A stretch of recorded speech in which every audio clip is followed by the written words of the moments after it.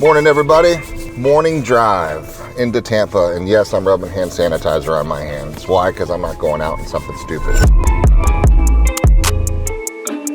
Let's talk about the reality of what's going on right now, because shit's getting real and we need to pay attention and control the narrative. That's the major issue right now, is control the narrative.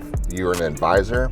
You're handling people in their largest financial transaction in their lives, and they're looking to you to be the beacon. And a lot of uncertainty right now. I mean, shit, the stock market's up and down thousands of points a day, which means there's no confidence, right? We've said it a million times, consumer confidence drives our world. Right now, there's no consumer confidence because the market hasn't opened yet. I have zero clue, and neither do you, if the market's gonna go down 2,000 points or up 2,000 points today. And when that's the case, that's not comfort. There's a pit in the stomach and you don't know what's going on. So when people are uncertain, you know what they do? Nothing. Okay, and then they start to sit back and their drunk monkeys kick in and said, oh shit, what if this never stops? What if this becomes Italy? Oh my God, what if we all die? What if everything happens? Oh my God, I'm not gonna do anything, I'm not gonna go anywhere, I'm gonna buy anything, I'm not gonna do anything, I'm not certainly not gonna buy a new house, I'm not gonna do this, I'm not gonna remodel our kitchen. What if we're dead? Not gonna do shit, right? So they sit there, just paralysis, right? That's the issue we have right now. Couple good examples. We just hired a great agent. Monday I was sitting in an interview. She's diversified and does a lot of developments on her own too. She comes in before we start the interview and talk about coming to work. She says, I want to get your advice on something. I said, what is it? She goes, I'm building 4 townhomes in Tampa and I'm nervous. Because what should I do? Need your advice. So here's how the conversation went. I said, okay, why are you worried? Well, the market's not stable. I said, okay, which market? Just the market. I said, well, that's the first problem. There is no market. The only market you care about, I said, how expensive are these townhomes? They're about $500,000. Okay, so the only market you care about are brand new construction townhomes in Tampa. Now, Tampa's big. Which part of Tampa? This happened to be a little cluster in Tampa called South Tampa, which has amazing school districts, right? So, and that's why she bought these. That's why she wanted to build them, because that's where people want to be in this particular market segment. So I said, okay, so your market is nothing but $500,000 new construction townhomes in this school district, in this city. Everything else is irrelevant. I don't care what's happening with single family homes, with condos, with anything else. It doesn't matter. It's just $500,000 new construction townhomes. What's going on in that market right now? And I said, okay, let's take it even further. Let's assume the stock market drops to 5,000 and 30% of the population dies from the coronavirus, right, in Tampa Bay. Let's just go worst case scenario. And that's not a good scenario, and it sucks. But here's the reality of it. If that were to happen, what would happen? Do people still have families? They do. Are they going to stop educating their families? No. If the market's crappy, are they going to spend $30,000 a year to send them to the private school? Or do you think they're going to go into public school? Okay, public school. If they're going to go to public school, do you want to live in a crappy school district with a really shitty school? Or would you rather move where there's the best school district publicly to educate your kids for the best value? And it's the best value. So now, if that's the case and the market does crash, can people still rent? More people would rent than buy if they're not comfortable. So the best case scenario for you is you now have 4 townhomes that are amazing rental opportunities. And if you were to rent them, would it cover your mortgage if you had to keep them? The answer is yes. So you should be happy rather than freaked out, because you've got a perfect insulated investment of 4 properties that would rent really well. And it might be in your best interest to keep them as a rental because you've got residual cash flow. And then you fast forward 5 or 10 years from now, I don't care what's happening right now, everything keeps at this level eventually, right? So there is no market. The only market you care about is what you're actually selling and what your competition is in that segment, that price point at that time frame, because you're going to deliver this product in about 9 months, 10 months. So what else is on that construction path that you're really going to be competing with at that time? And there's really not much. So now you're in a great spot if somebody wants to buy. You're in a great spot if the market crashes and you need to rent.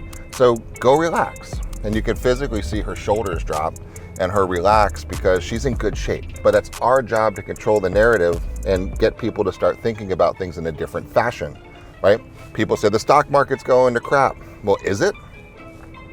Well, if you look at the Dow Jones Industrial Average, yes. But if you look at Germex, through the roof. Clorox, through the roof. Carnival Cruise Line, not so much. Delta Airlines, not really good. Marriott, probably not good. I don't think I'd like to own a VRBO in Italy right now. Why? Because no one's going there and the entire country's shut down, right? So there's little market segments that suck, and there's little market segments that are freaking awesome, right? In your real estate market right now, there's segments that suck, there's segments that are awesome. So my question is, if you're in business, you need to start focusing on the market segment that's still awesome and will be awesome. And what is the most insulated market in your market right now, right? Speculative, long-term investments with no cash flow, I don't think that's where I'd be spending my time right now, right? Diversification for investors in products that do provide a cash flow, that pay for themselves, maybe I'd spend a little time there. How about move up, move down buyers with historical rates? I was talking to a mortgage guy yesterday. Mortgage rates are the lowest they've ever been in the history of recording mortgages, okay? There's no time ever recorded in the history of mortgages that we've been writing mortgages as low as we just wrote this week. You don't get any better than that, guys. It doesn't get any better. So we need to control the narrative, and anybody can hold the wheel, right? When a ship, right? What's the old saying? You can hold the wheel on the ship when the seas are calm. Anybody can do that. But when you go through some little bumps and some turbulence, what we have right now, that's when you get to shine. And that's where you need to say, shut up, sit down, stop your whining, and let's get a grip on yourself, okay? The sky is not falling, market's not dead, right? Some markets are hurting, but the reality is I talked to an investor yesterday who bought two different projects, units in two different projects for us right on the beaches. And he's a stock advisor. And I was on the phone with him for longer than I thought I would be yesterday, but we were actually talking some serious things. And he says, should I sell it? Should I cancel? Could you cancel? How do I get out? Should I get out? What do you think's going on? I said, well, you're a stockbroker, right? Do you not have this conversation with your clients all day long today? What are you telling them? Well, sit back and don't panic, and it's all going to be fine, and it's okay to buy, and you shouldn't sell, right? And he says, well, I lost a couple $1,000,000 this week. I said, did you? Did you hit the sell button? I thought you're smarter than that. No, I didn't sell anything. I said, well, did you lose millions of dollars? No. On paper, you did, but did you really? No. Then stop whining, right? You did not lose this money, right? On paper, you did. If you needed your cash and needed to liquidate, you're not in a good position, but you don't and you didn't, so you're not. So we have to reframe the situation. So what are you going to do? Let's say you take your couple $100,000 back. What are you going to do? Tuck them into the 10-year treasury bonds for a whopping 0.5%? Is that a better use of your money rather than in a property that once it's done, you can rent it out nightly and have a cash flow in return, right? In one of the most beautiful places in the world. It's called diversification. I need to tell you this, right? And we're going back and forth on this product, back and forth. And he said, you know what? That's right. I'll stick with him. But it took this conversation, guys. Look, well, I don't have a crystal ball. We could totally collapse, right? If we do, guess what? We'll figure out the segment that's not collapsing, and we'll monetize that, right? But right now, people are overreacting. Media is blowing a lot of things out of total proportion right now. And the reality is regular person real estate happens no matter what. Regular person real estate happens no matter what. What's regular person real estate? I got a job transfer. I lost my job. We're having another kid. We're moving. Somebody died. Somebody got joined families, need a larger house. That's regular person real estate. So you need to really do an internal inventory about what your business is right now. Who are your clients? What's going on? Who has to buy? Who has to sell? Your investor flipper guy, probably not worth all the time right now. The people who really need to buy and sell a house are the ones you need to spend your time on.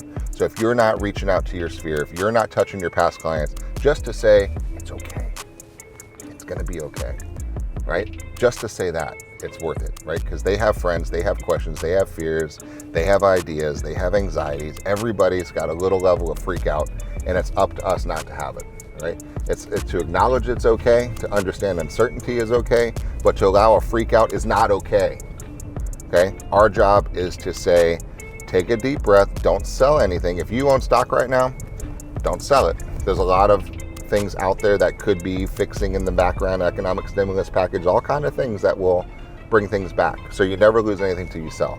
So if anybody wants to sell because they're panicking, they shouldn't do that unless they need the money, right? So our job is to be the calm, control the narrative, help people figure out what they want to go do, and just explain to them there is no market. You're going to start seeing headlines, markets are dropping, prices are falling. That's not true.